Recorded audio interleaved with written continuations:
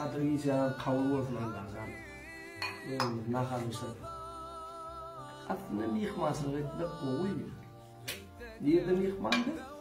Yunus Murat toygunluklarını bu mihmansılıkta kadrolandırarak olsun. Emme ediyen dileklerine Allah derarına kavul olsun. İnnanıdan Yunus'am şu Yunus Murat toy hizmetlerine hazır götürüyorlar lan şu tansiyonun.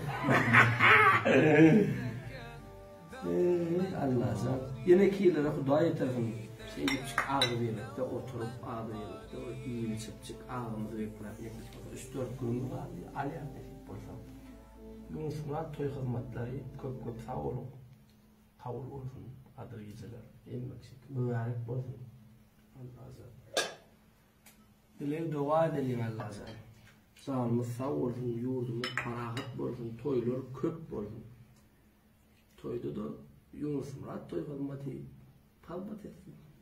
içinde giden böyle ya.